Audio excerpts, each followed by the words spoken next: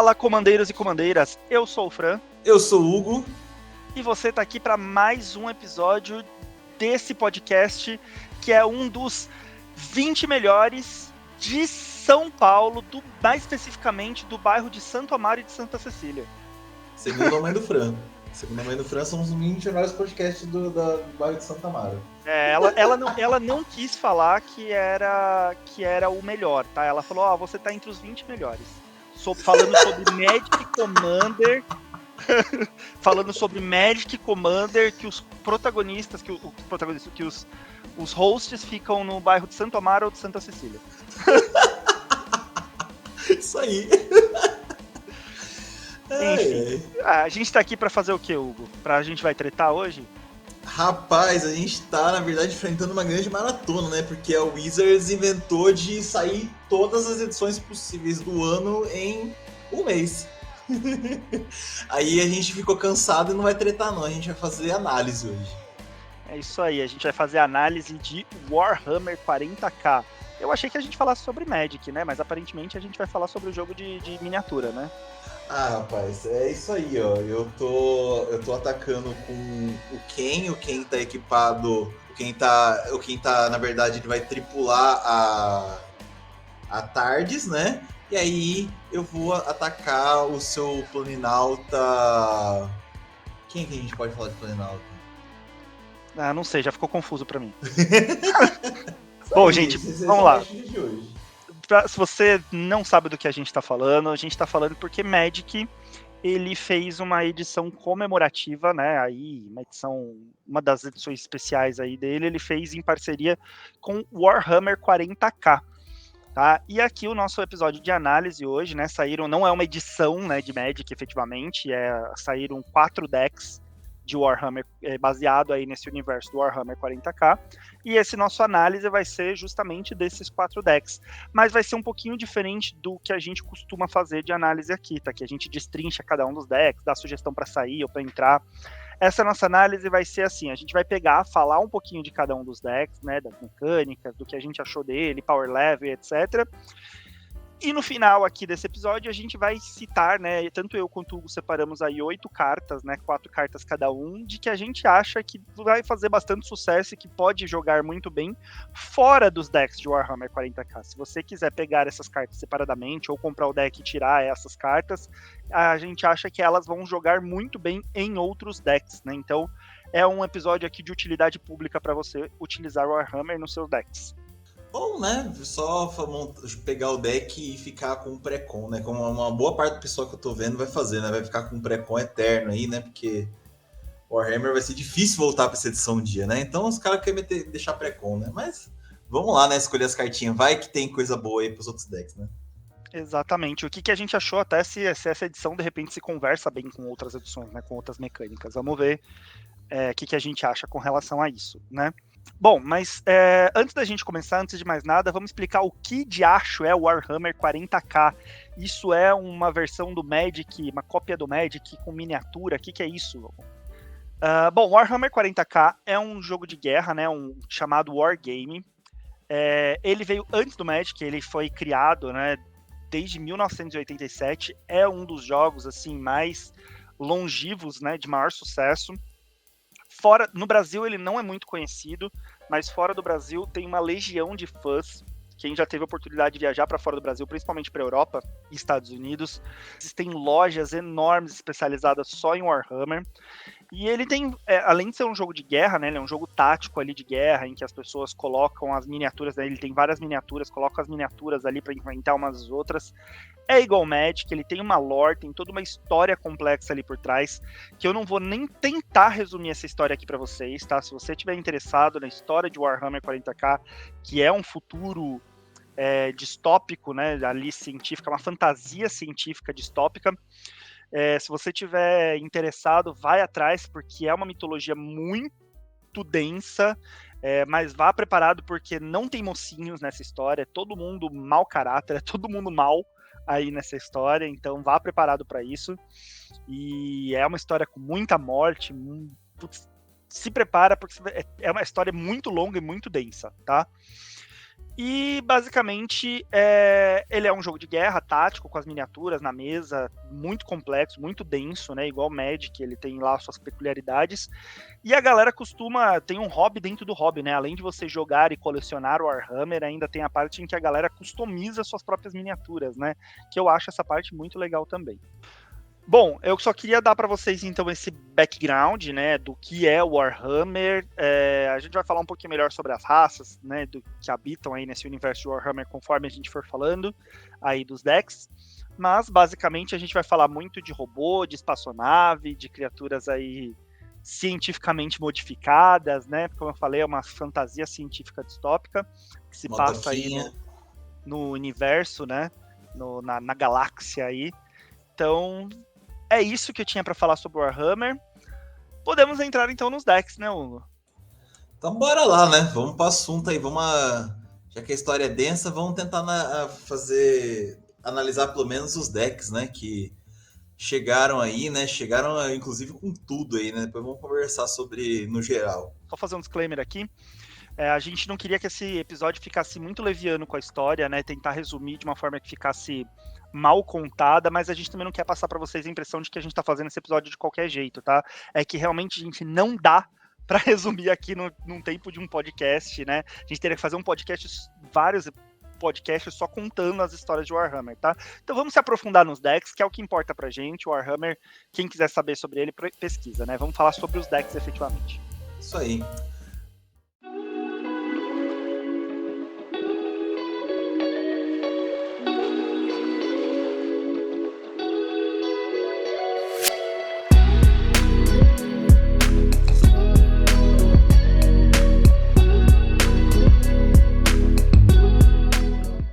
Rapaz, eu vou começar falando do deck que me impressionou positivamente. Provavelmente muita gente ficou surpresa, né? Que é o deck das Dinastias Necron, né? Que é o deck Mono Black. Isso aqui teve aí spoiler anteriormente, né? E agora saiu a versão final. É o seguinte, esse deck, ele é um deck Mono Black muito sinérgico, baseado em artefatos. Gente, fizeram um deck que estavam especulando que era o mais fraco, tá? Quando saiu o spoiler, falou, pô, que comandante ruim, sabe? Nossa, esse deck vai flopar, né? Que era o Cisaref, né? O Rei Silencioso. Falaram que ia ser ruim e tal. E aí, só ficou na especulação, né? Porque o deck que falaram que era o mais fraco ficou um dos mais fortes da edição, né? E para ele se tornar um dos decks mais fortes, né, da edição, baseado em artefatos, eles criaram no preto sinergias muito fortes que rivalizam com qualquer deck azul baseado em artefatos. Outra característica dele é um deck que também explora o preto ao seu máximo, né, pagando vida, se auto-milando, e aí você é recompensado por isso ao longo do jogo, né.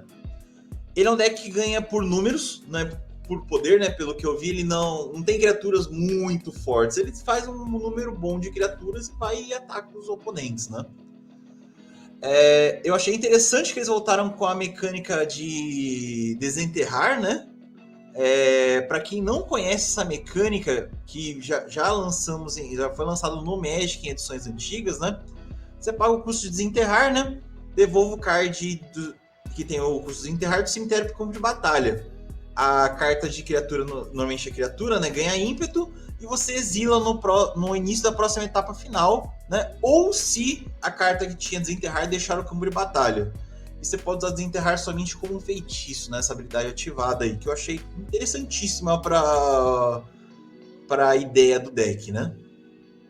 E acho que uma opinião final sobre esse deck, né? Que além de achá-lo muito forte, é que eu não acho que ele é um deck para iniciante. Porque pagar vida e self-mill é um negócio muito complicado para quem tá começando. O Hugo já começou com o pé no peito, né? Ele começou já com o deck mais diferentão aqui, né?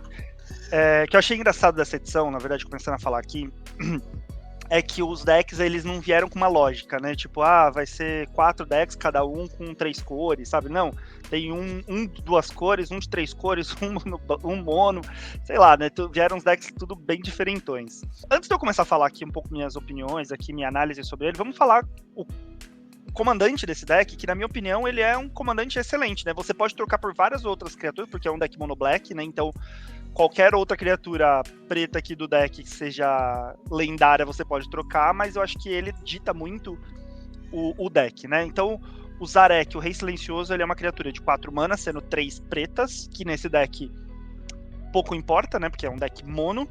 3/4 voar. Ele é um Necron. Os Necron, segundo a lore aqui de Warhammer 40k, os Necrons é uma raça que fez uma biotransferência, né?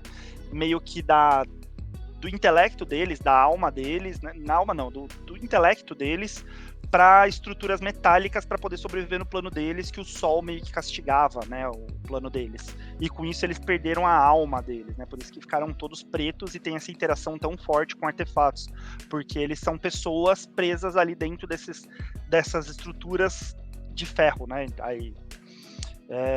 Então, e daí qual que é o efeito aí do Zarek, né? Ele tem voar, e toda vez que ele atacar, você tritura 3 cards, você se dá um alto 1000, e você pode colocar na sua mão um card de criatura, artefato ou veículo dentre esses cards triturados, né? Então, ou seja, à primeira vista parece ser uma carta meio esquisita, né? Mas não, ele tem aí uma evasão para que você possa bater, de repente, ele não morrer tão facilmente. Ele mila e te dá uma vantagem aí, colocando um artefato, né, uma criatura artefato ou um veículo na sua mão. E o deck tem muita criatura artefato e muito veículo para que você vai poder pegar e colocar na sua mão. Rapaz, então, como você falou, né? Ele foi um cara muito menosprezado, assim. O pessoal olhou assim e falou, nossa, comparado com os 4, ele é o pior de todos. E aí você, né, vê o deck como um todo, você fala, cara, esse comandante aqui é excelente pro deck. Ele não precisa ficar toda hora na mesa, né?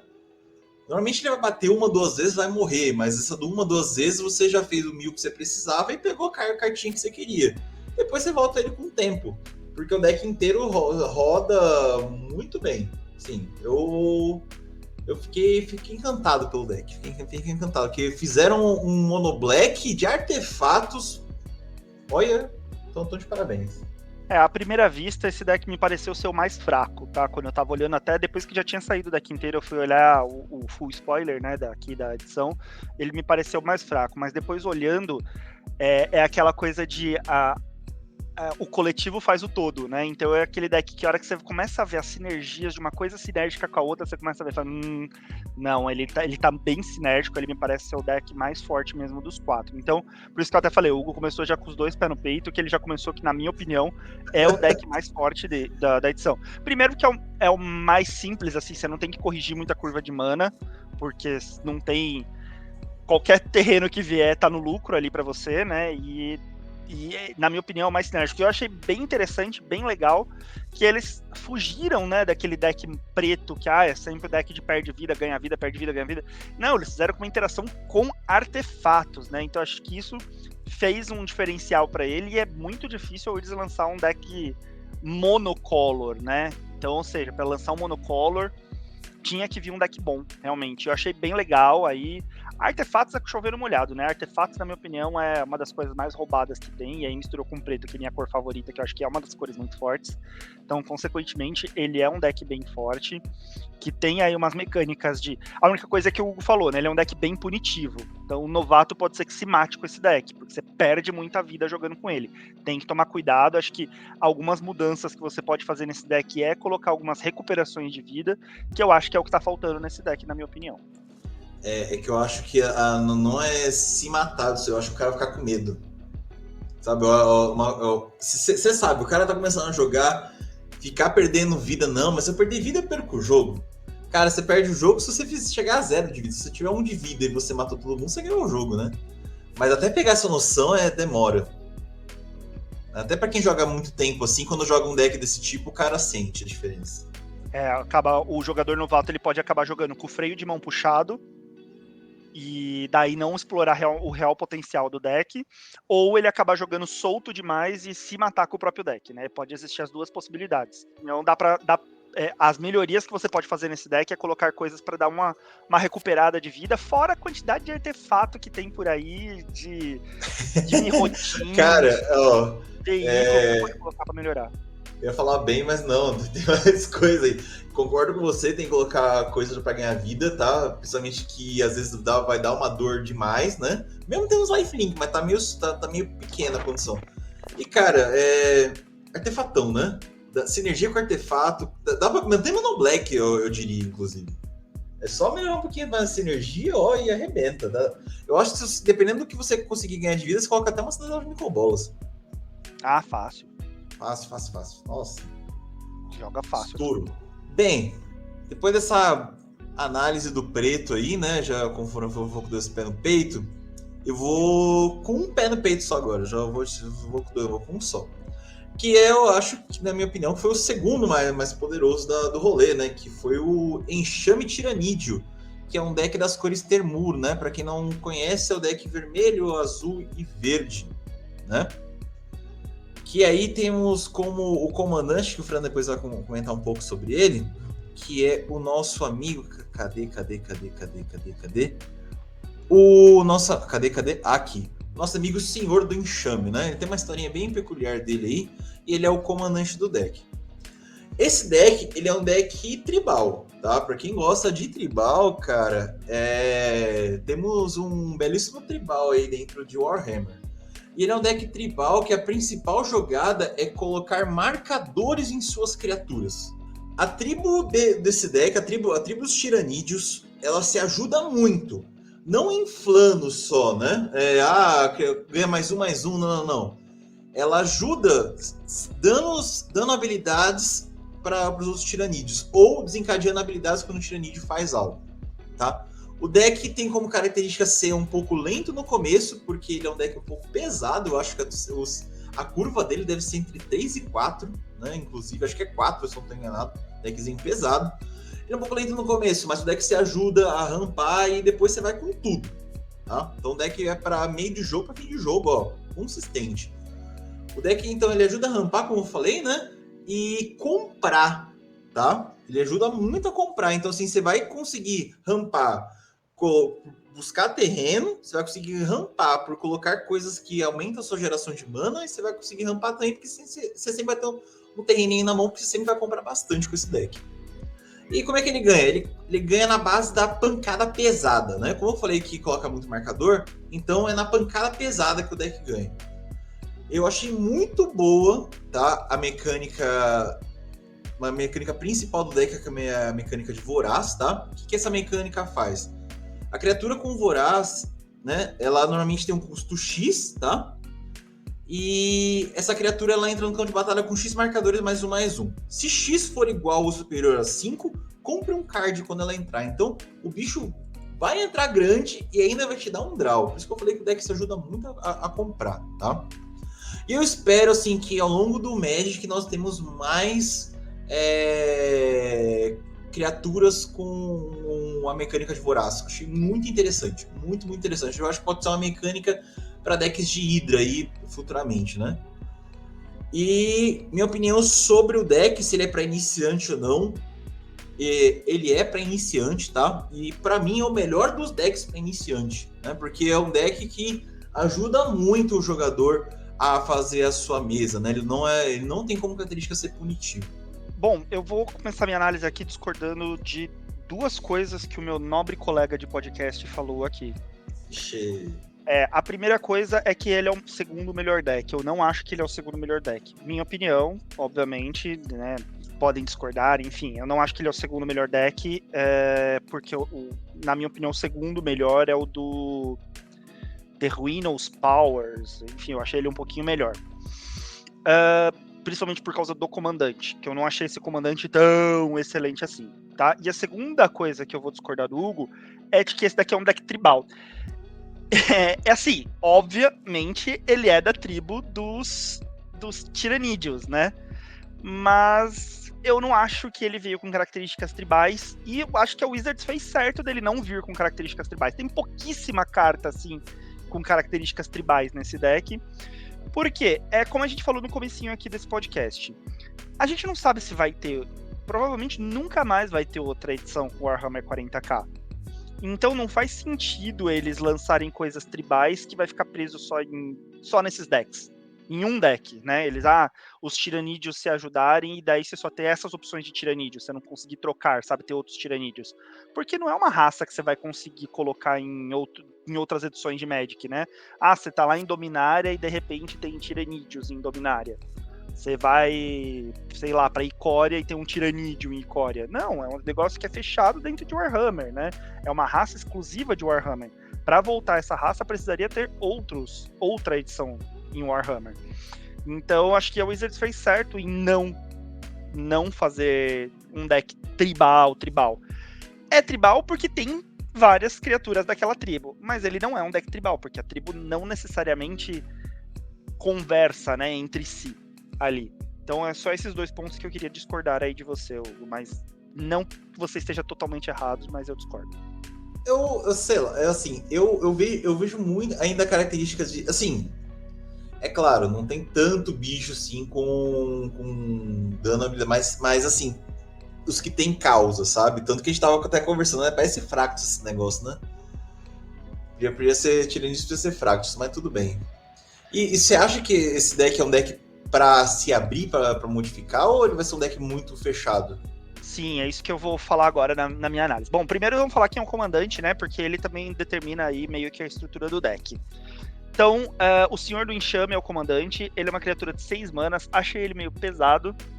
Eu acho que ele podia entrar mais rápido na mesa para ajudar a fazer o restante dos bichos, porque o deck inteiro tá bem pesado. Então, ele podia entrar mais rápido para ajudar a fazer, ter alguma habilidade que ajudasse a fazer o restante do deck mais fácil, né? Mas enfim. Daí é 3 qualquer, uma verde, uma azul, uma vermelha, ele é 5/5. Então ele tem um bom corpo. Ele é um tiranídeo. Os tiranídeos, como o Hugo já bem adiantou, eles são uma raça muito parecida com Fractals.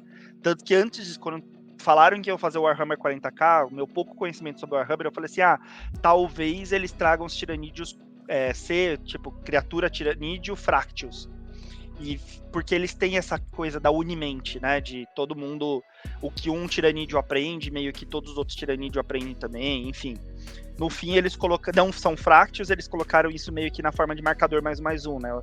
Meio que os tiranídeos vão deixando os outros mais fortes, mas não necessariamente compartilhando habilidades. Daí ele tem uma habilidade que se chama Regeneração Rápida. O Senhor do Enxame entra no campo de batalha com 2 marcadores +1/+1 para cada vez que ele tiver sido conjurado da zona de comando neste jogo. Achei essa habilidade bem meh, porque ele é 6 manas, né? Acho que ele vai entrar poucas vezes no jogo, mesmo que você rampe muito, ele vai entrar pouco. E também não tem muita necessidade de fazer com que ele entre várias vezes, porque ele não tem um atropelar, sabe? Você não vai conseguir fazer com que ele entre gigantesco para matar alguém como se ele fosse um Voltron, né? E ele tem a outra habilidade, que é a astúcia dos Xenos, que é toda vez que uma criatura que você controla com um marcador morrer, você compra um card. Então, como eu falei, eu acho que esse deck não é o segundo melhor, justamente por causa desse comandante, que eu achei ele bem meh. Primeira habilidade, como eu falei, não vai entrar tantas vezes, ele não tem nenhuma evasão para você conseguir transformar ele num Voltron, sabe? O deck não faz com que ele vire um Voltron. E essa segunda habilidade também, uma criatura que você controla com o marcador morrer compra um card, beleza, você vai dar draw, mas até aí esses draw vão entrar no momento que vão ser interessantes, sabe? Azul tem muito mais formas de dar draw, você não precisa desse comandante aí fazendo seus bichos morrer. Não é um deck de sacrifício, sabe? Enfim, achei as 2 habilidades dele bem meh, um comandante caro pra entrar na mesa. Achei ele bem ruim, sendo muito sincero. E daí assim, mas eu concordo com o Hugo, que eu acho que ele é um deck pra iniciante, porque ele é um deck que basicamente vai fazer bichão e bater. Essa é a estratégia do deck, é simplista desse jeito, não precisa ficar pensando em milhões de interações, como é que isso vai funcionar, consequência disso ou daquilo. Então um iniciante pode jogar com esse deck tranquilamente. E eu acho que ele é um deck que o ideal, se você quiser comprar esse deck, é você comprar ele e comprar aquele deck de Icória das Hidras, porque os dois casam muito bem. Mistura os dois, você vai ter um deck, maravilhoso. Rapaz, mas eu fiquei curioso. Aí a gente tem que trocar o comandante, né? Pega um de 4 cores, mas tá tudo bem. Mas esses caras são de boa? Você falou que não tinha ninguém de boa em Warhammer, né? Os tiranistas são de boa na edição, ou eles também são coisa ruim? Não tem ninguém bom, nem os humanos, cara. não tem ninguém bonzinho no Warhammer 40k. Todo mundo eu não vou falar palavrão, mas todo mundo é pau no toba. Vamos colocar assim. Os humanos, na verdade, assim, eles fazem o que é preciso para sobreviver, mas esse o que é preciso acaba sendo coisas ruins também. Então, assim, tanto que vários humanos, para fugir dessa sina da guerra, né, dos humanos também, acaba caindo no caos, né? Então, não tem ninguém bonzinho, os tiranídeos também são... Minha opinião sobre o que dá para colocar mais dentro desse deck aqui, né? Na verdade, dá para modificar, né? Eu poderia ter mais coisas ainda de draw, tá? E poderia ter redutor de custo. Tem uma coisa que eu fui montando ao longo dos minhas tentativas de deck pesado, é que eu estou preferindo fazer redutor de custo do que rampar bastante. Né? Talvez aqui a gente poderia fazer esse teste do redutor de custo, principalmente que tem muita coisa de custo X, né? Então esses redutores poderiam ajudar bastante aí para dar uma... para você fazer cada vez mais marcadores aí nas coisas que tem o Voraz. Eu acho que seria interessantíssimo aqui coisas como... Como chama aquele artefato, Frank? É o grande círculo que é o de Eldraine? 8 qualquer e 2 verdes? Não lembro, acho que é. Ele mesmo, o grande círculo, né? O grande círculo entraria muito bem aqui, porque ele vai ajudar você com gerando 2 verdes. Normalmente ele vai entrar com baixo custo, né? Porque suas criaturas normalmente são grandes. E você vai ajudar sempre o seu deck aí, porque você vai colocar marcador +1/+1 nas suas criaturas, elas vão entrar maiores do que elas deveriam entrar, e vai ajudar você comprando carta, né? Então, coisas com grande círculo poderia ser interessante, umas coisinhas para reduzir custo. E talvez o velho kit tribal aqui, né? Mas aí teria que talvez abrir um pouquinho mais o deck, né? Eu não tornaria ele tribal, não colocaria as coisas de tribal, não. Eu colocaria mais umas hidras aqui, sabe? Umas coisas de custo X. Iria mais por esse lado aí. Para colocar cada vez. Colocaria mais coisas relacionadas com efeitos relacionados a marcador e não iria pro lado tribal. Até porque tem muita coisa aqui da tribo que daria facilmente para tirar, que tá aqui sobrando, sabe? Acho que assim, é um deck que tem potencial, mas tem que marcador mexer bem. Dá, viu? O marcador seria interessantíssimo aqui mesmo. Dá pra brincar bem aqui, esses bichos entrar cada vez maiores e dar umas outras evasões também, né? Coisas com interação, também. Tem aquele tritão, que eu nunca lembro o nome dele, que faz com que o marcador não possam ser bloqueadas, sabe? Enfim, eu colocaria umas interações com o marcador, o Osólito aqui, enfim. Icória é a edição para você brincar com esse deck, sabe? Dá uma olhada nas cartas de Icória, que eu acho que elas vão entrar como uma luva aqui. Sim, acho qual é a criatura que a gente sempre esquece, né? Aqui, é o Arauto dos Regatos Secretos. Ele mesmo. Sempre esqueço o nome dele, sempre falo dele, sempre esqueço o nome dele. Eu acho que ele é uma carta boa pra colocar aqui nesse deck, enfim. Nossa, mas é praticamente um incom, né? Você coloca isso nesse deck aí, suas criaturas mais um marcador +1/+1 não podem ser bloqueadas. Nossa, acabou, né? Faz parte. Então acho que é isso aí. Outra coisa também, né? Um deck de 3 cores que eu notei aqui, tem muita pouca coisa que entra virada, hein? Uhum. De terreno, hein? Sim. Tem 39 terrenos, eu acho que tem 7 terrenos que entram virados. Que coisa, não? E eu achei a composição de mana desses decks bem diferente do que a Wizards tem feito, né? Até porque eles colocaram muita coisa nova, né, de terreno, ou coisas que não tinham um nome tão misturado com os planos de Magic, né? Até porque era para ser uma ideia de ser Warhammer, né? Então, eu achei que foi legal os terrenos que vieram.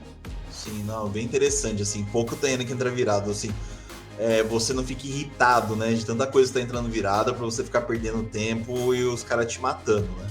Uhum. Porque, logo também, né, porque o Dinastias Necron é um deck mono que, né, se os outros entrassem com muito terreno virado, o pessoal tava ferrado. Ia ter muita discrepância de velocidade. Demais. Isso aí. O Fran tinha comentado do caos, né? Falou que os humanos, para escapar das coisas, para escapar do Império, vai acabando indo pro caos, né? E aí acho que vamos falar dele, né? Desse deckzinho que é os Poderes Ruinosos, né? Que é o nosso deckzinho que vem nas cores azul, preta e vermelha. Nosso deck Grix. Isso aí, que tem o Abaddon, Despojador, como um dos líderes deles, né? E é o comandante desse deck. Então é o seguinte, a gente novamente nesse ano temos um deck Grixis que tem estratégia de Spellslinger no meio, né? A gente já teve o deck de... Por que eu tô falando isso? A gente já teve o deck de Maestro seguindo essa tendência, né? E estamos vendo aqui de novo. Como é que eu tô vendo aqui a estratégia de Spellslinger? Eu tô vendo pela cascata, né? A cascata é uma mecânica, digamos, bem forte dentro desse deck aqui, né? Que é um jeito de mostrar o caos, né? Para quem não conhece, né? Para quem está um pouco desatualizado sobre a mecânica de cascata. A mecânica de cascata funciona o seguinte: quando você conjurar uma mágica com cascata, você vai exilar cards do topo do seu grimório até exilar um card não de terreno e que tenha custo de mana inferior. Você pode conjurá-lo sem pagar seu custo de mana se aquele custo, né, da carta exilada for menor do que a da carta que tinha cascata. E aí coloca os cards exilados com a mecânica de cascata no fundo do seu grimório em ordem aleatória, né? Então o próprio card que você poderia conjurar com cascata se você não conjurou, manda pro fundo em ordem aleatória, né? E reforçando a regra, tem que ter o mesmo custo, tá? Se for carta modal, carta de, sei lá, com 2 custos diferentes, se não bater o custo, se o custo não, na hora da checagem não for menor que o custo original, não vai jogar a mágica, não insista, ok? Então, essa aí é a mecânica de cascata que manda dentro do deck, né? Ela tá bem forte aí, né? E aí é o nosso simbolismo, o grande simbolismo do caos. Ele também tem uma sub-estratégia, né, secundária de ser um tribalzinho de demônio, né? Vamos falar tribalzinho, que tem umas coisas que gostam de demônio dentro desse deck.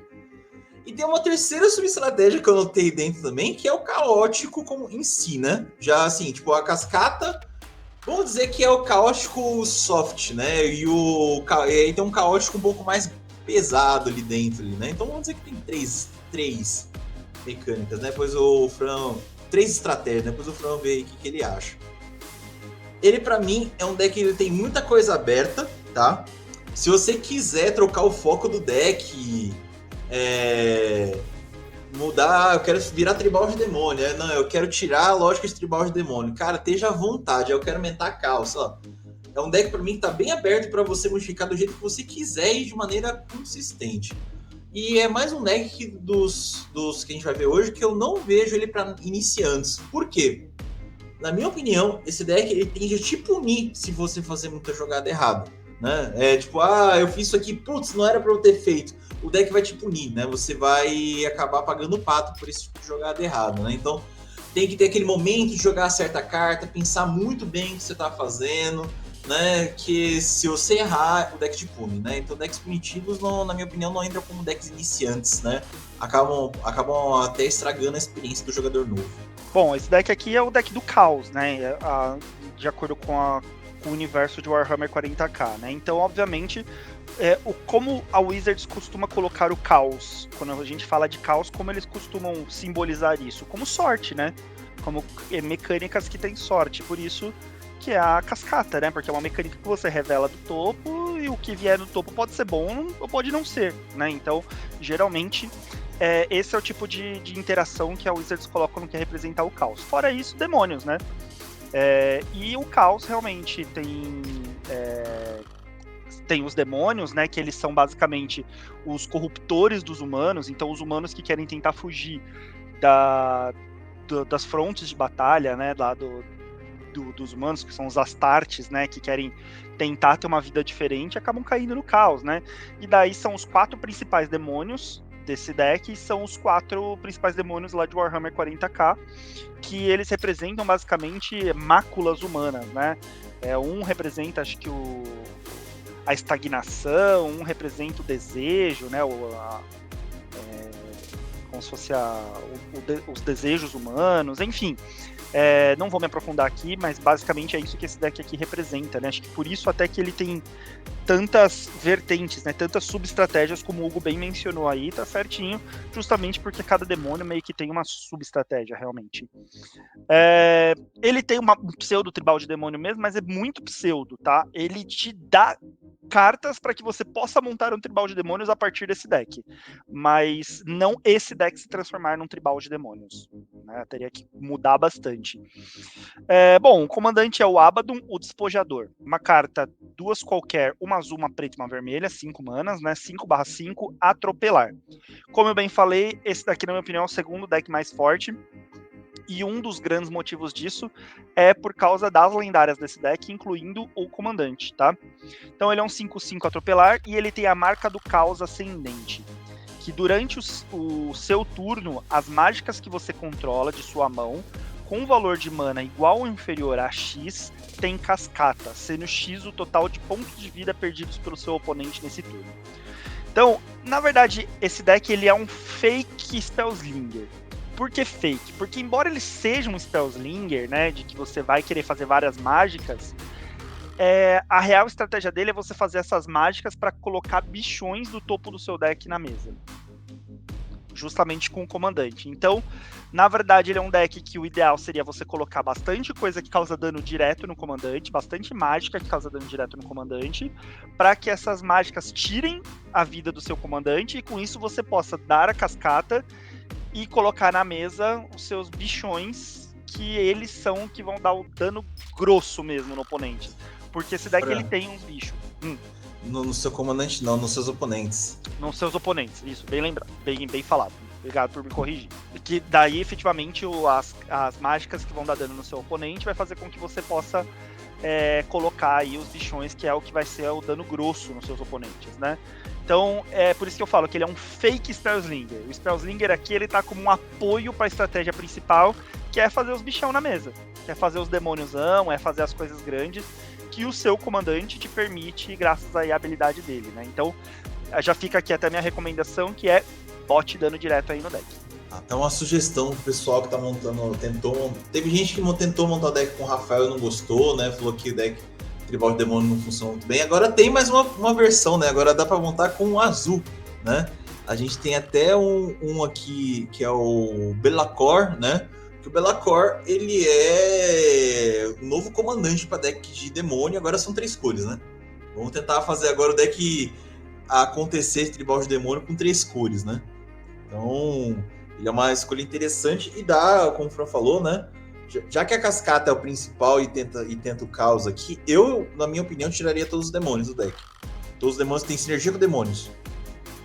Eu deixaria os demônios que são grandões pra ser parrudo de bater, sabe? Mas daí não precisa ser demônio, pode ser qualquer criatura dessa combinação de cor que seja grande e parruda pra bater, né?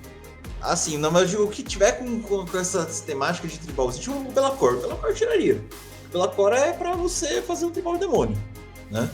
Eu tiraria ele fora e colocaria outras coisas um pouco caóticas, né? Dentro do deck, por exemplo. Acho que dá pra forçar um caos maior, ou até uma mais coisa com cascata, né?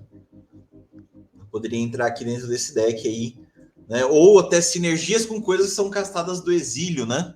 Sim. Tipo, o nosso amigo que tá caríssimo agora, né? Que é o Próspero, por exemplo, seria interessante aqui dentro, né? Exatamente. Eu acho que esse deck aqui ele tem muito potencial para você ir para vários caminhos, mas o principal que eu iria é montar ele como um deck de causar dano, e daí você usa esse dano que você causa com os danos direto para colocar uns bichos grandes no jogo. Que não precisam ser demônios, né? Pode ser qualquer outra coisa. Seria, eu acho que outro ponto, né? Aquelas coisinhas que dá um de dano em cada jogador, sabe? Acho que seria interessante entrar aqui dentro, viu? Esses bichos que fazem esse tipo de coisa. Um de dano em cada oponente, beleza.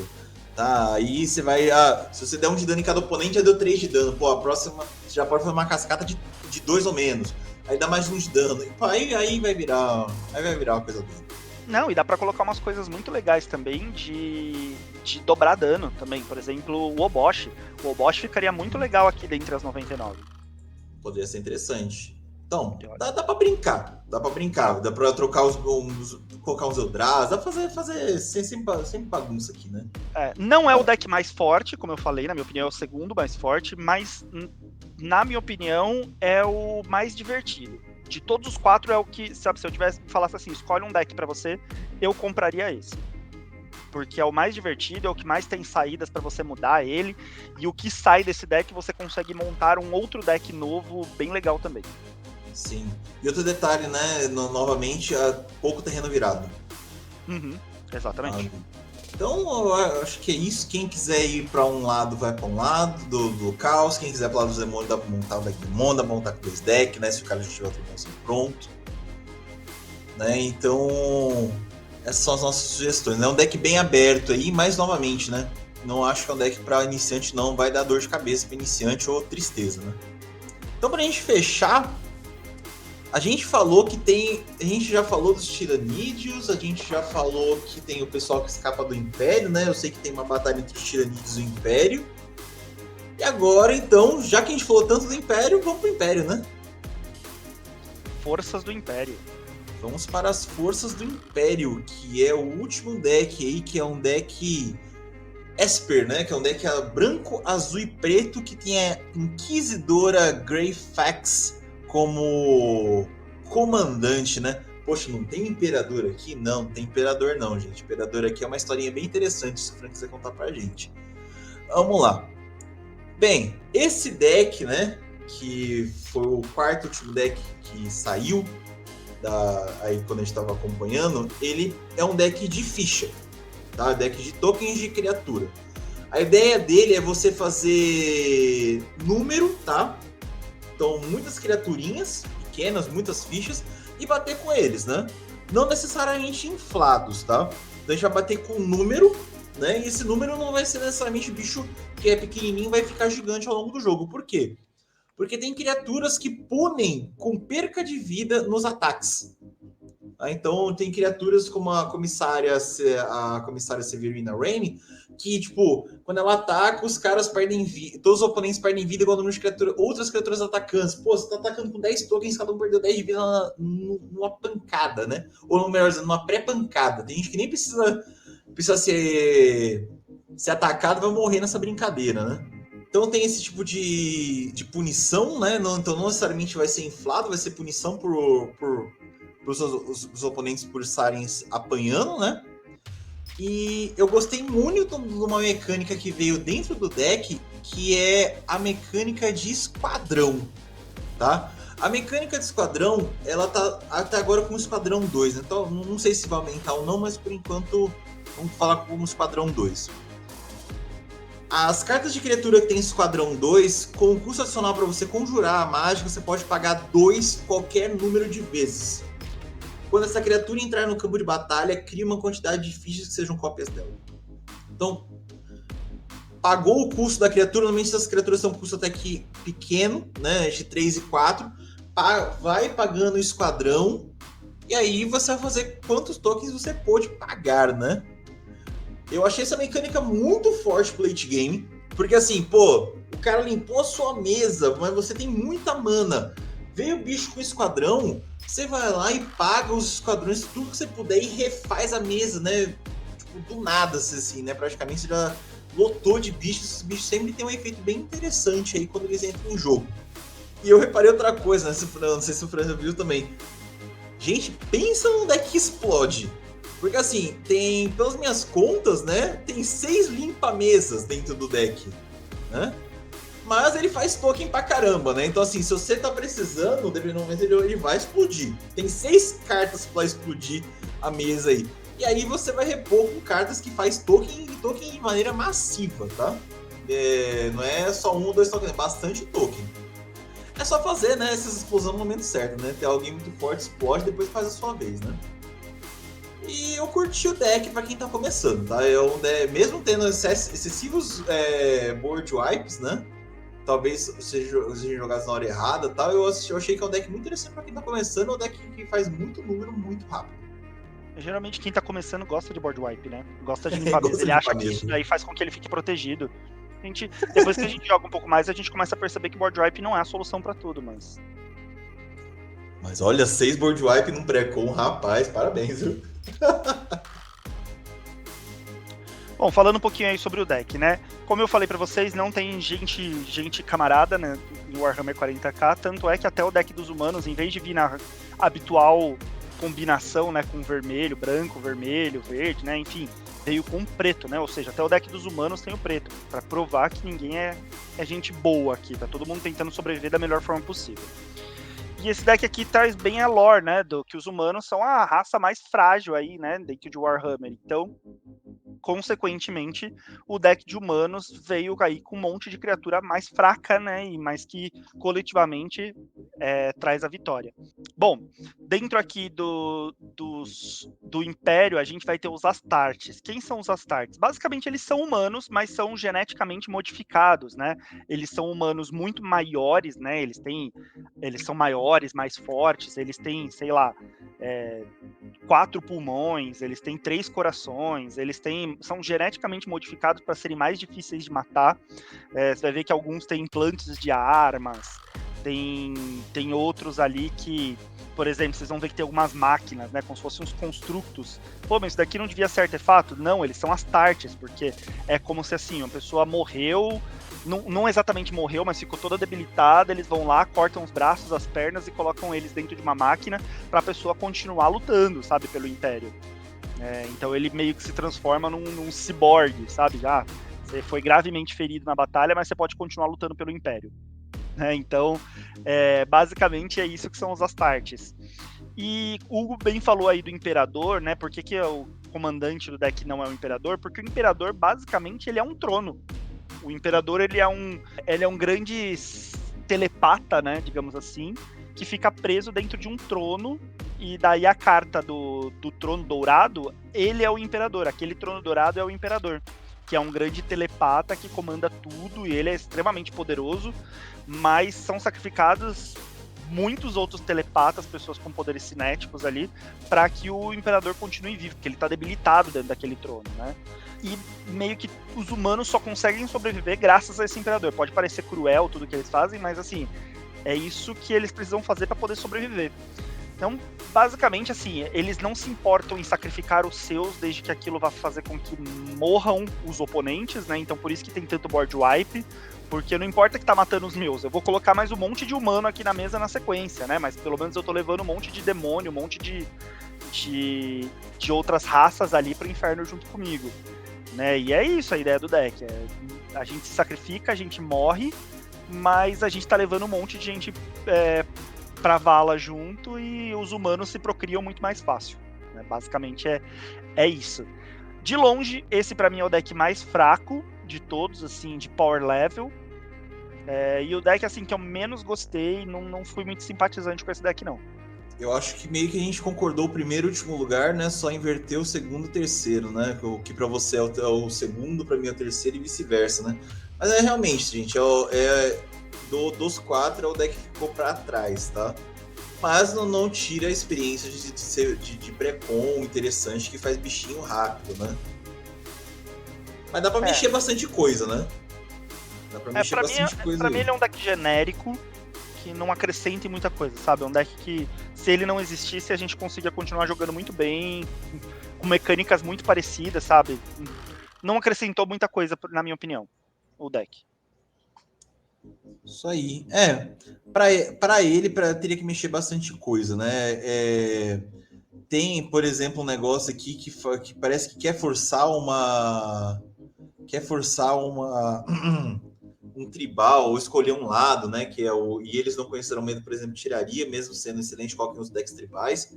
E talvez forçar um lado, talvez, colocar coisa que ajuda o humano, ou coisa que ajuda a token, né?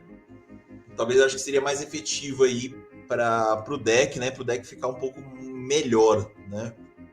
E é isso, né? Eu acho que board wipe para ele realmente está de bom tamanho, 6. Talvez mudar um pouco o board wipe para ser mais proporcional, todos que tem, né? E colocar talvez um suporte de token. Não sei o que o Fran acha. Esse suporte de token talvez melhorasse o deck. Acho que sim. Deixar ele um pouco mais leve também, que eu acho que tem algumas coisas meio pesadas nele. E esse deck não rampa tão bem. E melhorar o suporte de token, melhorar o suporte para humanos. Esse daqui sim daria para transformar ele num tribal de humanos, mas entre aspas, né? Porque tem muito Astarte. O Astarte, embora sejam humanos modificados, eles não são exatamente humanos. O tipo de criatura não é humano, né? É Astarte. Enfim, é um deck meio estranho, na minha opinião. Teria que mexer, mas é isso aí, gente. O deck tem teria que mexer para dar um pouco mais de potencial, né? E novamente, né? Eu acho que Esquadrão foi o grande alvo desse deck aqui, cara. Eu gostei, viu? Eu não compraria esse deck, eu compraria as singles das cartas que eu gostei. É. A menos que você seja um fã de Warhammer 40k e queira por causa do flavor, né? De Astartes, né? E aí fica com os 4 decks. Fran, e no geral, hein? O que você achou dos 4 decks? Cara, achei legal, achei que... Eu não sou dos grandes fãs e conhecedores de Warhammer, tá? Muita coisa do que eu falei aqui pra vocês foram coisas que eu fui pesquisar quando saiu a edição, né, e tudo mais. Eu sou muito ligado com board games, né, então... esses wargames, né, e tudo mais, acaba tendo muita ligação, então eu já tinha ouvido falar muito de Warhammer, né, nesse meu universo, mas não do Magic, mas do board game. Então eu não sou grande fã, então não me pega o apelo temático, tá? Vou ser sincero que pra mim eu tô vendo como uma edição normal do Magic, o apelo temático pra mim aqui defequei e transitei. Mas eu acho que os decks vieram num power level bem interessante, bem legal, fora da caixinha, assim, mesmo para as combinações de cores eles fizeram coisas bem diferentes. É legal a gente ver um deck com cascata que não tem verde, um mono black com artefatos ali bem legal, enfim, gostei do power level dos decks. Como eu falei, se eu fosse comprar um, eu compraria o Grix, né, o dos poderes ruinosos, e o que eu recomendaria para não comprar é esse último aqui das Forças do Império. Na minha opinião, né, os decks no geral, gente, tá muito bom, tá? E comparado com o ano, né, que já tá acabando o ano já, né, só falta agora a Guerra dos Irmãos pra vir em Commander, né? Comparado com o resto do ano, até agora, os decks os decks de Warhammer estão com o maior power level do que o restante, tá? Porque, assim, o que eu reparei? Dos 4 decks que a gente comentou, a gente gostou muito de 3 decks que já seria interessantíssimo. O quarto dá mais ou menos, mas dá para ter alguma coisa, né? Mas assim, 3 decks muito bons e um mais ou menos dentro de um bloco de edição aí, cara, isso aí eu não vejo desde 2017. Commander 2017 que foi os Commander que tem a mecânica que o Fran mais ama nesse mundo. É mecânica de iminência, olha só. Né? Então, assim, desde 2017, tá, gente? Eu não vejo um conjunto de decks tão bons quanto como foi agora em Warhammer. E eu acho isso triste, tá? Não acho isso bom, não. Só num produto premium a gente vai ter um conjunto de decks bons. E o resto, e os outros decks? Quer dizer, então que a partir de agora a gente só vai ter deck fuleira. Né? Vai ter sempre um ou outro deck que se salva, mas o restante vai ser meio ruim. Aí fica complicado, né? Não sei, Hugo. Eu achei os decks de Capena tão bons, tão sinérgicos, tão fechadinhos dentro da proposta deles também. O que eu acho que, assim, o que me deixa um pouco frustrado, na verdade, é a quantidade de reprints na maioria dos decks. Eu acho que tinha que vir cartas mais exclusivas para Commander, menos reprints. E se viesse reprints assim, de coisas que são caras para baixar o preço um pouco. Mas assim, Capena eu achei que veio com um power level super legal. Ano passado também achei que Strixhaven veio também com um power level muito bacana. Óbvio, esse power level foi muito bom, mas eu não diria assim que, nossa, só o Premium tá vindo, o power level dele é muito superior. Eu acho que esses decks aqui, a maior vantagem deles é que ele tem pouco reprint, mas de power level eu não sei se tá tão superior assim. Eu achei, viu? Achei comparando assim, achei bem desproporcional, porque a primeira coisa pra gente analisar o power level é como você falou, eu acho que cada deck desse aqui teve 42 cartas novas. Quanto tempo a gente tem tanta carta nova assim dentro de uma edição, dentro de um deck, né? Normalmente são 15, 16 cartas que a gente fala.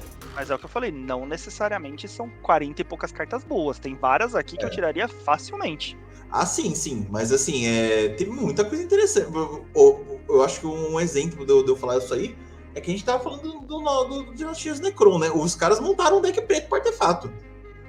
E com carta que eu falo, puta merda, o que esses caras fizeram no preto, gente? Tipo, no azul não tem essas coisas, tem no preto, sabe? Eu acho que a gente teria que ficar de olho, assim, porque... Vamos ver ano que vem, né? Que ano que vem os Commanders de Senhor dos Anéis, né? Vamos ver como é que vai ser os Commanders de Senhor dos Anéis comparado com o resto do ano. Porque assim, é um ano de Ferexia, né? Mas vamos ver o que acontece. Será que vai que Senhor dos Anéis fica mais forte que Ferexia? Aí eu vou bater o martelo no que eu disse, né? Qualquer coisa eu volto atrás, né? No que eu disse, que né, não tenho problema com isso. Mas fato é, o pior deck desses 4 aqui é melhor do que a última edição de Dominária inteira. Pronto, Não. falei. Dominária não sobrevive nada, cara. Dominária de Commander, você que gostou, assim, gosto é gosto, né? Mas para mim não salva nada. Você tem um deck ali de 5 cores que quase todos os terrenos do deck entra virado. O cara não joga. Né? Ele tem que mudar a base de mana dele para uma base de mana mais decente. Muito mais decente, porque senão não joga. Pô, aí você acaba com a experiência da pessoa, né?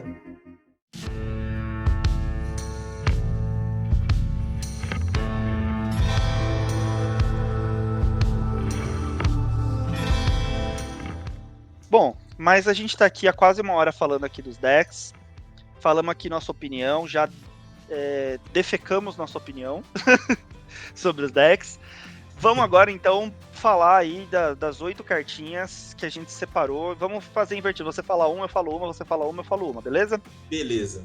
Vamos falar aqui das cartinhas que a gente acha que você pode comprar como single, que vai entrar muito bem em vários outros decks, ou em algum outro deck de Commander, que vai jogar Commander. Vamos falar assim, se você não quiser comprar o deck pré-com, vamos falar de singles que se destacam. Assim, a gente bateu, né, no deck de Forças do Império, né? Mas a gente bate, mas a gente afaga também. Tanto que a primeira escolha minha de destaque vem desse deck, que é a Comissária Severina Raine. Porque assim, gente, eu vi ela, eu falei que essa moça é o Incom. Porque você tem deck de muito token, coloca ela na mesa e ataca, acabou. Dependendo da situação, acabou, né? Pra quem faz token a rodo aí, né? Você olha assim, já tá cheio de token. É uma ótima Incom. E também ela dá draw em instant speed, caso seja necessário, né? Com sacrifício de um token aí, se você tiver um montão. E aí, falando um pouquinho sobre ela, né? Eu falei porque que eu achei ela interessante. Ela é uma criatura lendária, humano soldado, com uma branca e uma preta 2/2, tá? Ela tem a primeira habilidade dela, que é liderar da vanguarda, né? Que é o que eu falei, que toda vez que ela ataca, cada oponente perde X pontos de vida, sendo X o número de criaturas atacantes. E a segunda habilidade dela é execução sumária, né? Que paga 2 qualquer, sacrifica outra criatura e você compra um card. Assim, deck de token, tá, gente? Qualquer deck... Teysa Karlov, por exemplo, que seria interessante se for com branco e preto. Decks de token que tem branco, preto e verde entra, né? Qualquer combinação aí que tenha branco e preto, que você gosta de mexer com token, pode ser aristocrata ou não, ela entra muito bem, né? Muito bem como um Incom, como eu falei anteriormente.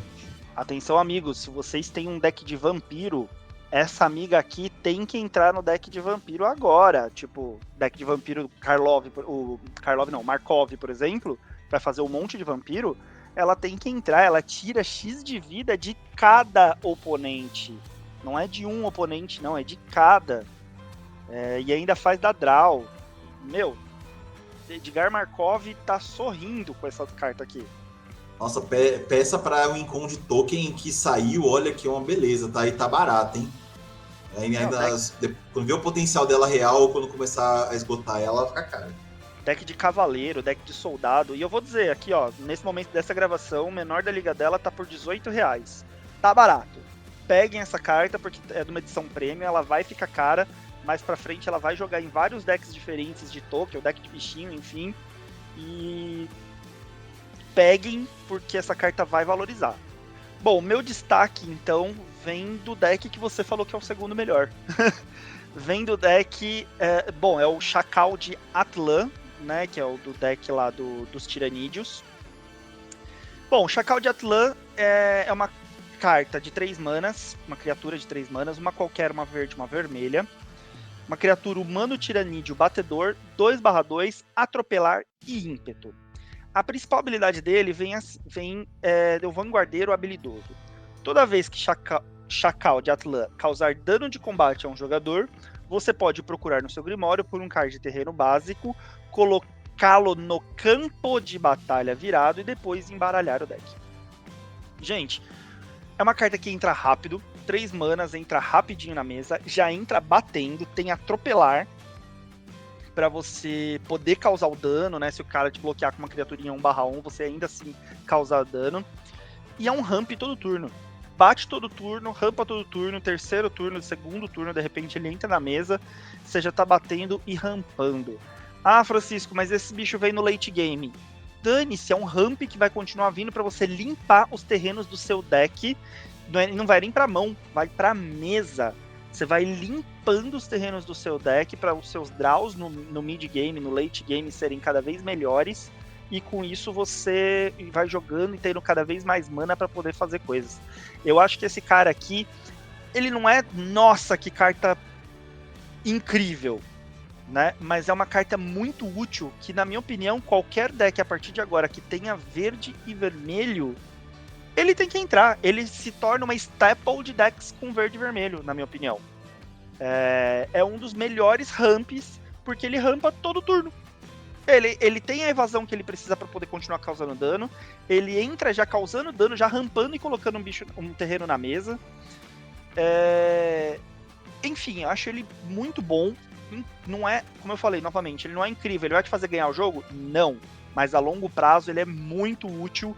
Vale a pena. Tá a 8,5, né? 8,50 aqui no menor da liga atualmente. Então vão atrás, porque eu acho que essa carta vai ver mesa em qualquer deck verde-vermelho, na minha opinião. Então, aí com o tempo, dependendo. Olha, mas ele é 2/2, né? O Fran tá exagerando, na situação. Gente, infla ele. Coloca umas coisinhas nele e vai batendo. Bate. Ele bateu 2 vezes já, 2 ramp. Bateu 3 vezes, nossa, ele tá sobrevivendo 3 ramp. Enquanto os caras não matar, você vai rampar que nem um doido. Assim, 3 manas, 2 ramp, que trouxe pro campo de batalha 2 ramp, 2 terrenos, é muito bom, porque além disso você ainda tirou vida do oponente. Então é muito bom, gente. É um corpo na mesa, se você precisar bloquear, que rampou pra você. Isso aí. Então, belíssimo destaque aí, destaque interessante pra ramp. E aí, eu vou pro meu próximo destaque. Meu próximo destaque, eu fui depois ver um pouquinho da lore aqui, fiquei curioso, né? Ele acontece quando um planeta foi dominado pelos tiranídeos e o Império não tem mais o que fazer com ele. Então, já que o Império não tem mais o que fazer com ele, ele explode o planeta, né? Ele mata todo mundo do planeta. E aí é o Exterminatus. Eu bati no deck e já escolhi 2 cartas dele já. O Exterminatus, ele é 5 qualquer, uma branca e uma preta, um feitiço. Primeiro efeito: as permanentes não de terreno dos seus oponentes, que seus oponentes controlam perdem indestrutível até o final do turno. Segundo efeito: destrua todos os permanentes não de terreno. Que board wipe gostoso! Pegaram a hora da devastação e fizeram algo muito melhor, né? Porque assim, gente, querendo ou não, Commander, ele tá com muito indestrutível. Do nada os caras colocam bicho indestrutível, né? Aí, pô, ou coloca permanente indestrutível. Colocou a vacina, tá, beleza, cara. E aí, pra dar board wipe clássico, gente, vocês quebram a cara. Você não vai conseguir dar, né? E assim, já que o cenário tá com muita coisa destrutível, o cara quando joga Exterminatus, ele dá um tapa na cara de todo mundo que tá com coisa destrutível. Os oponentes, claro, você não, né? Porque você tirou os indestrutíveis de todo mundo, né? E aí o cara não tem mais o que fazer.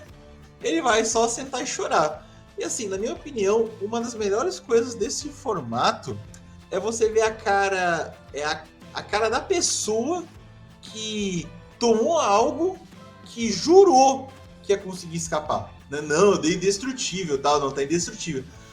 Cara, esse Exterminatus tá dizendo pra você que ele perdeu indestrutível e vai pro cemitério. Interessantíssimo esse board wipe aí, né? Uma boa vinda aí pro jogo.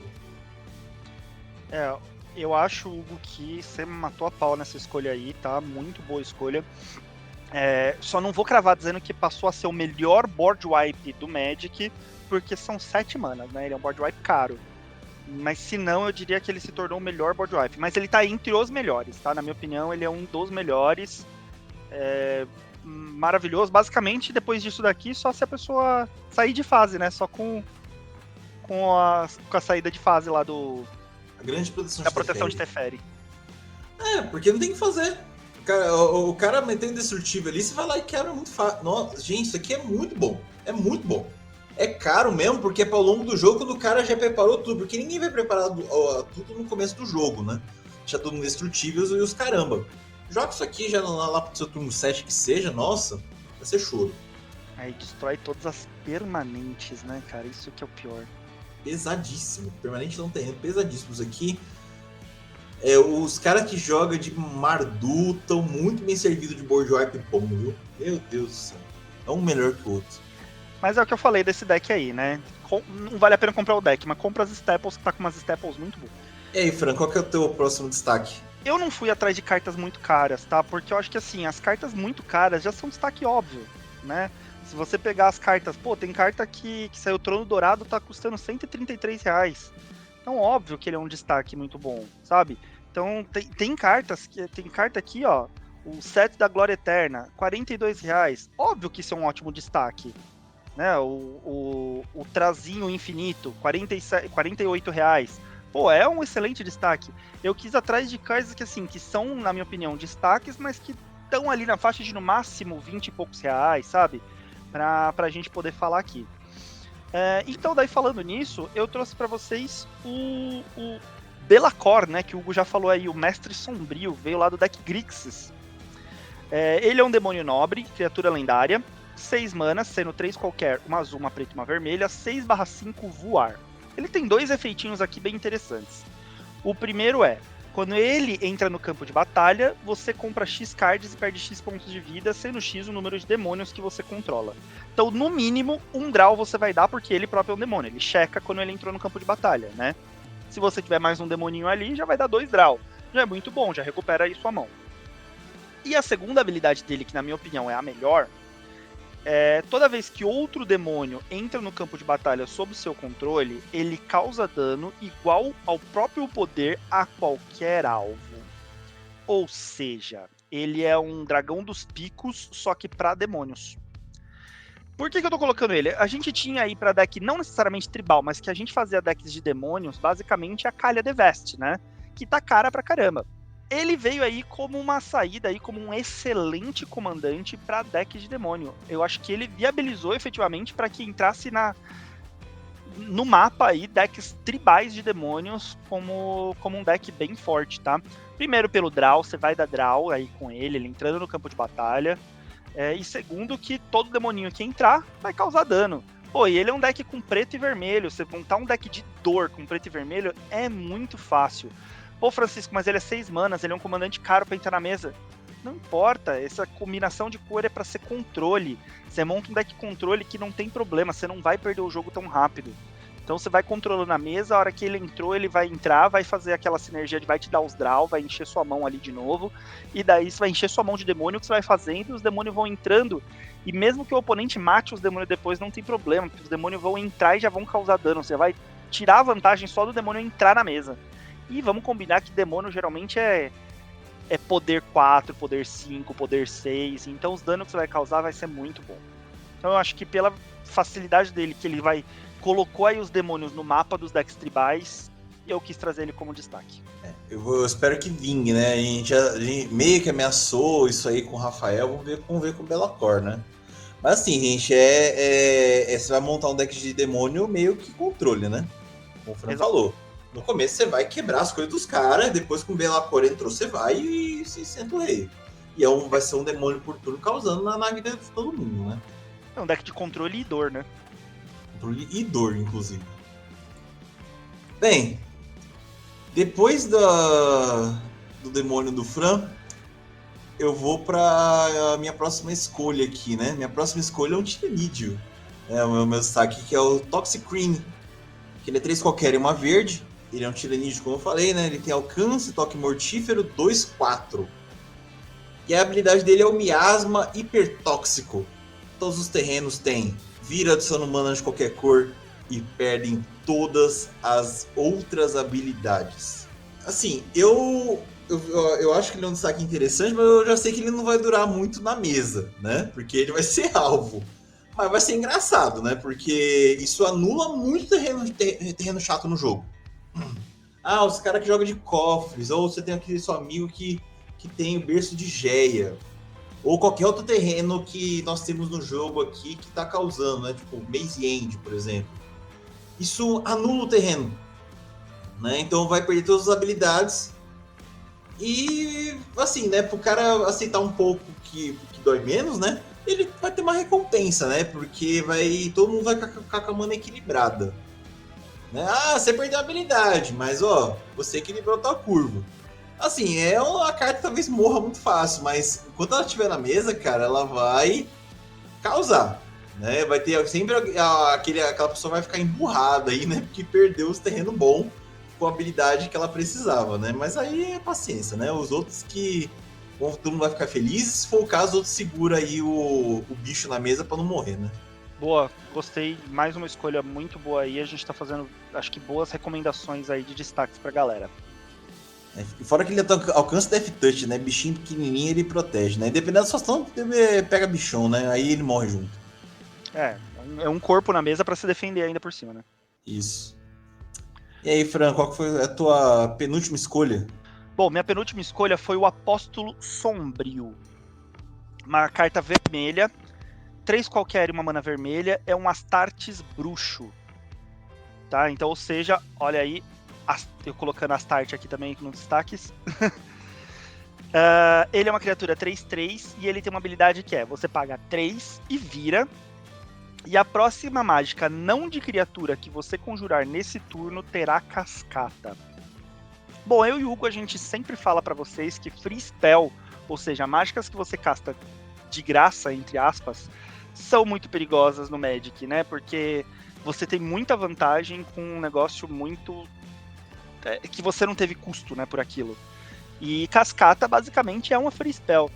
E é engraçado, porque cascata é uma habilidade que a gente costuma ver muito no verde, né? Ou nas combinações de verde com azul, principalmente, né? E ter uma carta vermelha que faz com que a sua próxima mágica tenha cascata, cara, isso dá uma versatilidade. É o que eu falei, os meus destaques aqui eu peguei muito pela versatilidade, né, em decks saindo de Warhammer.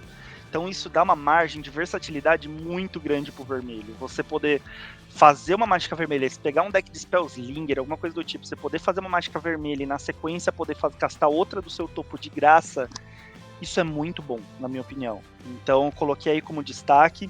Essa carta tá baratinha também, como as outras que eu falei. Essa daqui tá R$8 hoje no menor da liga. E eu acho que por 3 manas vira e faz com que sua próxima mágica e tenha cascata, é muito útil.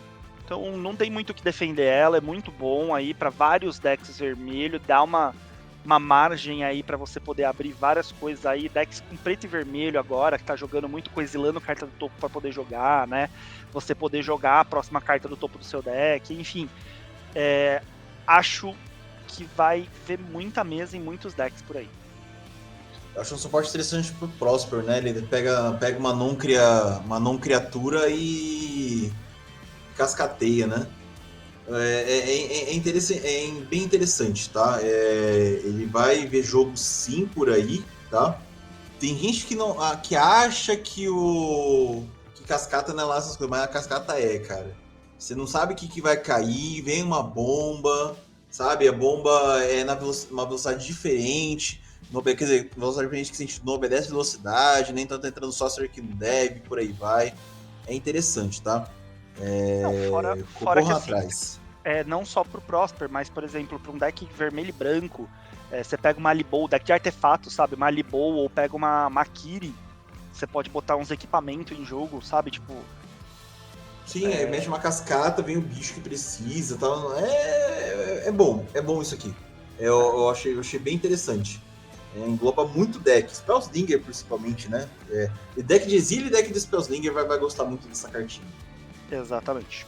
E aí, então, rapaz, para nós finalizar, eu vou para minha última carta, né? Que minha última carta, ela também faz parte da lore, né? Que é o momento que os Necrons aí, eles se tornaram criaturas artefato, né? Que é a biotransferência. É um encantamento de 2 qualquer e 2 pretas, né? As criaturas que você controla são artefatos além de seus outros tipos. O mesmo vale para mágicas de criatura que você controla e cards de criatura que não estejam no campo de batalha. Toda vez que você conjura uma mágica de artefato, você perde um ponto de vida e cria uma ficha de criatura artefato Necron Guerreiro Preta 2/2, né? Então as criaturas que você controla são artefatos, as suas mágicas de criaturas são artefatos e as criaturas que não estão em jogo são artefatos. Caramba, hein? É o seguinte, gente. Eu vou desconsiderar o segundo efeito, tá? O segundo efeito é ocasional, mas o primeiro efeito, pelo amor, né? Qualquer deck, tá? Que tem acesso à cor preta e brinca com artefato, ele tem que entrar esse negócio, né? Pra você ser feliz e fazer suas sinergias ao extremo. Então, assim, deck de Breia, deck da Sidre, Silas com qualquer parceiro que seja, né? Ganhar uma peça muito forte. Pô, transformar tudo que você tem em artefato, cara, tudo que é criatura em artefato, depois trigar esses absurdos de sinergia que tem com artefato, por isso que eu falei que eles pegaram o preto, que não era uma cor que gostava tanto assim de artefato, e fizeram essa coisa linda que esse deck aí de Necron, que, inclusive, né, não comentei, vai ser o deck que eu vou pegar, porque esse deck é sensacional. Não tem muito o que falar, né? É o que eu falei, essa carta aí tá cara justamente porque ela é muito boa. Daí eu preferi não pegar essas cartas caras porque são recomendações óbvias, né? Gente, tem a oportunidade de pegar uma biotransferência, pega, tá caro, tá?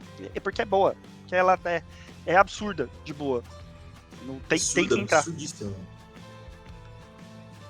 Bom, e a minha última, tá, e a minha última recomendação também vem dos decks dos Necron.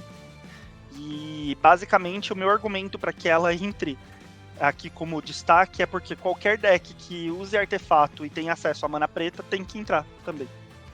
É o mesmo discurso que o Hugo usou, é o mesmo discurso que eu vou usar aqui.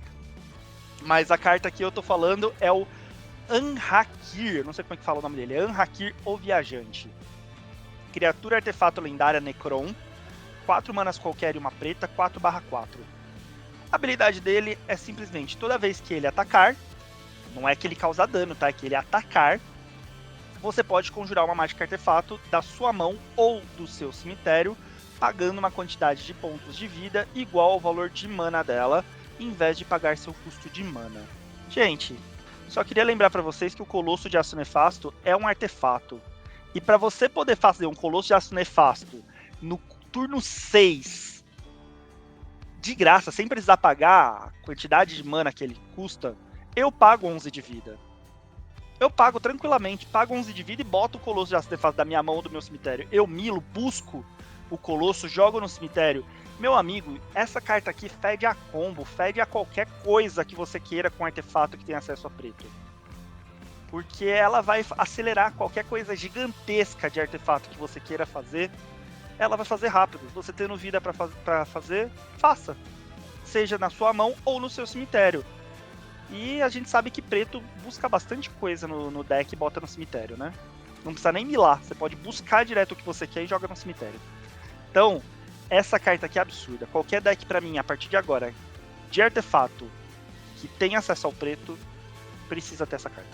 É que é um negócio pesado. É que, gente, você usar a mágica que faz você pagar ponto de vida ao invés de pagar o custo de mana como preto é um negócio muito complicado, né? A gente tem o Nash, que faz isso em Kamigawa, né? Quando ele surge em Jutsu. A clássica, que virou a clássica, né? Que é o Cidade de Mikoboss. Que assim, esse tipo de carta, gente, minha dica quando você está jogando contra. Quando o cara tá jogando com esse tipo de coisa, que pagar vida em vez de pagar mana, você tem que mirar o cara. Né? Talvez não tenha só uma coisa, também tenha mais de uma coisa, e aí o mais fácil é tirar ele do jogo. Né? Ou tirar essa criatura, né? Vou tirar essa criatura como começo, mas na segunda tira a pessoa do jogo, né? Porque, bicho, é muita coisa. É muita coisa. Né? O cara joga do cemitério ou joga da mão. Essa carta aí, pra se lidar, assim, ela tem que. Ela vai entrar, ela não tem ímpeto. Então, numa rodada, vocês têm que matar. Se não matar, ele vai atacar. Aí vai vir a bomba. Aí vem bomba, e aí vocês não vão gostar. Essa carta não é pra você ficar trazendo coisinha pequenininha de volta do cemitério, não. Não é pra você ficar perdendo 1, 2 de vida, não. Isso daí é pra trazer bomba mesmo, pra usar bomba mesmo com ela, tá, É gente? bomba. Não tenho medo de perder vida com isso daqui, não. E tá R$10 no menor da liga durante a gravação desse podcast. Isso aí. Pra finalizar, finalizamos com uma bomba. Só bomba, só aí. Deck Necron veio com tudo mesmo. Veio. Mas tem bastante, tem várias outras cartas aqui, a gente poderia ficar aqui um tempão falando, mas tem várias outras cartas que eu acho que vão muito bem, vários outros decks, que você não precisa ficar limitado somente a Warhammer, tá, gente? Pega aí as singles que você acha que vale a pena, tem bastante coisa legal. Se quiser mais ideias, mais dicas de cartas legais, pode mandar mensagem pra gente aonde, Hugo? Dá pra mandar pra gente, primeiramente, né, nosso novo canalzinho. Dá pra mandar e-mail pra gente, né? No comandeiros com 2 M's e S no final, @gmail.com. E o canal principal que a gente usa, que é o nosso Instagram, né? Que é @comandeiros. Dá pra mandar mensagem pra gente. A gente vai querer ajudar vocês com dicas, né? A gente sempre ajuda quem que aparece no comentário. Quando vocês virem lá a imagem do episódio lá, pega lá, manda mensagem pra gente. E a gente não fica só esperando comentário, né? A gente age um pouco também, né? A gente posta, além da imagem do episódio do momento, a gente posta a regra, né?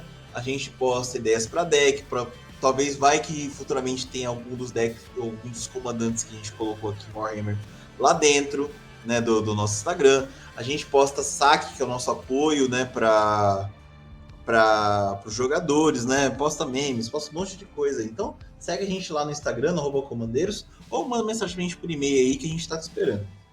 E seguir a gente no Instagram é a melhor forma de você saber quando sai um episódio novo do nosso podcast. Isso aí, gente. A melhor forma possível é essa, tá? E a gente também tem canal no YouTube, Fran? Temos um canal no YouTube também. Procure lá como Top da Edição, Comandeiros, enfim. Só jogar lá na barra de busca. Provavelmente você vai encontrar a gente com facilidade. E daí ajuda a gente também, se inscreve no nosso canal, compartilha com os amiguinhos, ajuda, vamos fazer essa corrente do bem aqui para ajudar o Comandeiros a crescer cada vez mais. Se quiser fazer parceria, convidar a gente para qualquer coisa, estamos aceitando, a gente arroz de festa. Isso aí. E lembrando que o pessoal que tá ouvindo a gente no Spotify, se você tem um coleguinha que só tem o Amazon Music, fala para ele que o Comandeiros agora também tá no Amazon Music, hein? Isso aí. Ou no seu agregador de podcast favorito, né? Exatamente. Bom, estamos ficando por aqui então, foi um episódio bem bacana, gostei bastante desse formato. Se você gostou desse formato também, dá o seu feedback pra gente. A gente tá testando aí os formatos, né? E a gente vai se adaptando aí para o que vocês acharem melhor, né? De repente, se a gente vê que funciona esse formato, a gente pode fazer mais vezes. Obrigado pela participação aí, Hugo. A gente se vê no próximo podcast. Pô, nos vemos na próxima aí. E aí, pessoal, esperamos vocês, hein? Até a próxima. Tchau.